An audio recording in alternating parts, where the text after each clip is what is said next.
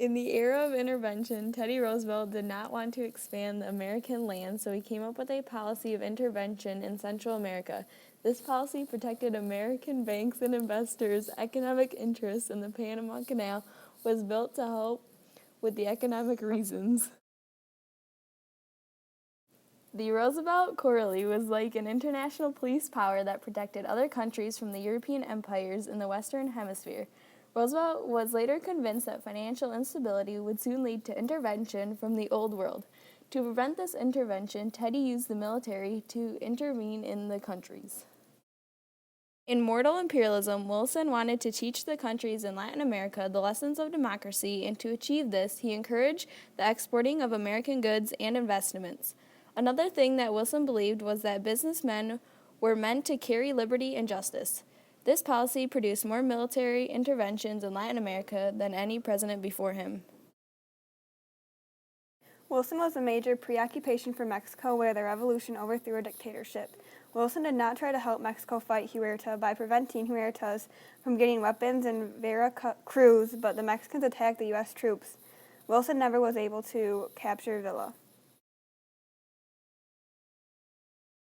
Many Americans were split on whether they should stay neutral or go out and fight with the Allies. The British chose to fight against the Central Powers. The balance then tipped when the Lusitania sank. Wilson then declared America a neutral country.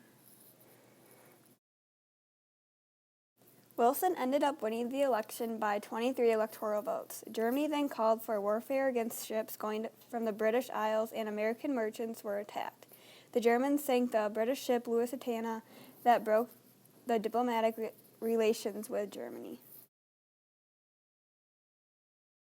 The Prohibition movement was a successful one during the war. The war was to ban liquor. Protestants saw prohibition as American values. It was the 18th Amendment, which was created in 1919. Alcoholics were known as wet, and people that weren't were known as dry. During the Espionage Act, federal government made laws that restricted the freedom of speech.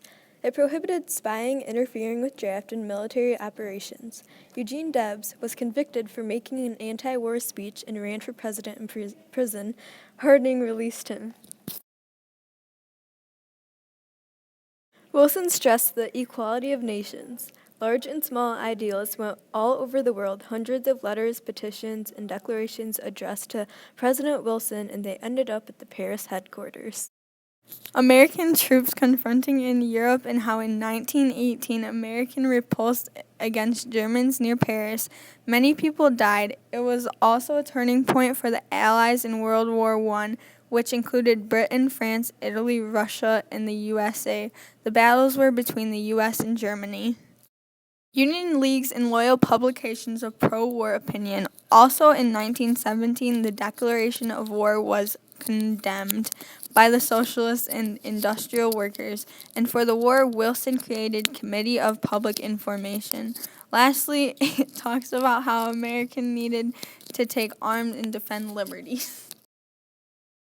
America's entry into the war threatened to be broken apart of suffrage. Also, it talks about how the first woman of Congress opposed the declaration of war against Japan in 1941, helping the war effort by selling war bonds, serving as nurses, and also having rallies. And lastly, the 19th Amendment barred states for using sex as a qualification for suffrage.